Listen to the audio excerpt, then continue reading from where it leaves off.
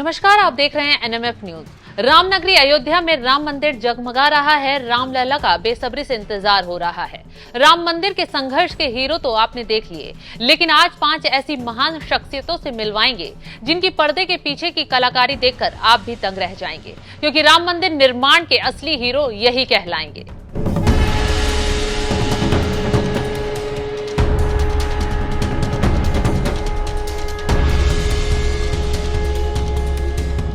अब पधारो रामलला की खत्म सब दूरी हुई, राम की अयोध्या अब राम से पूरी हुई।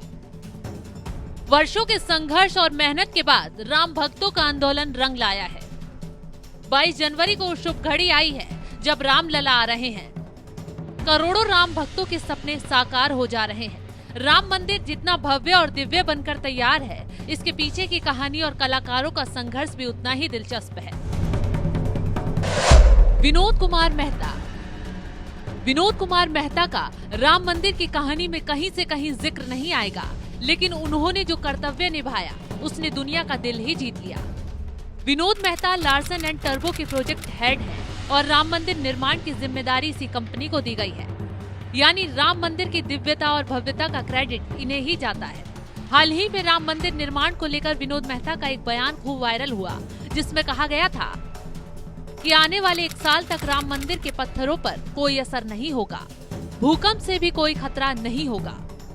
राम मंदिर को खूबसूरत बनाने वाले मेहता इससे पहले खाड़ी देशों में लार्सन एंड टर्बो के कई प्रोजेक्ट पर काम कर चुके हैं। इसके अलावा दक्षिण भारत के कई स्मार्ट सिटी प्रोजेक्ट पे भी काम कर चुके हैं।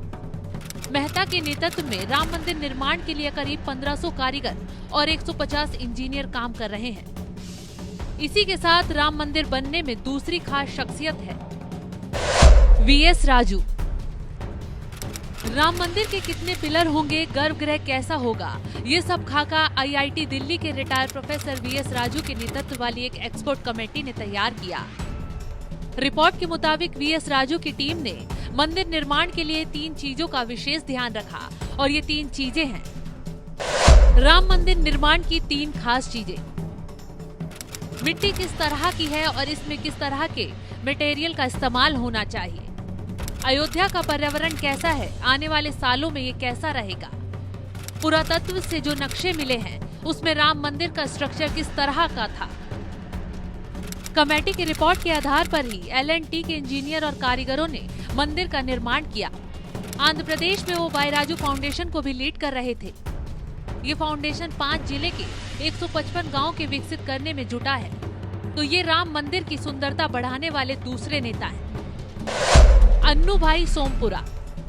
राम मंदिर को इतना सुंदर और विशाल बनाने का क्रेडिट अगर किसी को जाता है तो वो है अन्नू भाई सोमपुरा, जिनकी कलाकारी को सुनेंगे तो दंग ही रह जाएंगे। तो चलिए ये भी बता देते हैं। अयोध्या में राम मंदिर के निर्माण में लोहे और सीमेंट का उपयोग नहीं किया गया है। राम मंदिर निर्माण पत्थरों के जरिए किया गया।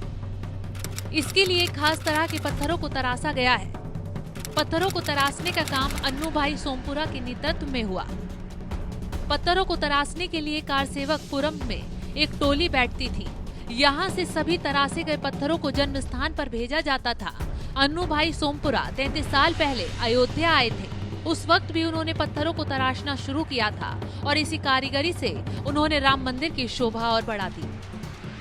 सोमपुरा के मुताबिक राम मंदिर के निर्माण में जो पत्थर उपयोग में लाया गया वो गुलाबी कलर का है। इस पत्थर पर जो नक्काशी की गई वो दूर से भी दिख सकती है।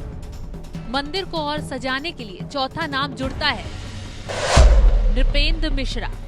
प्रधानमंत्री के पूर्व प्रधान सचिव नृपेंद्र मिश्रा राम मंदिर निर्माण समिति के अध्यक्ष हैं।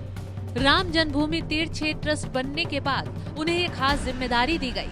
राम मंदिर की चमक बढ़ाने में नृपेंद्र मिश्रा का काफी सहयोग रहा। नृपेंद्र ने कहा कि पूरी प्रक्रिया को गोपनीय रखना बड़ी चुनौती थी।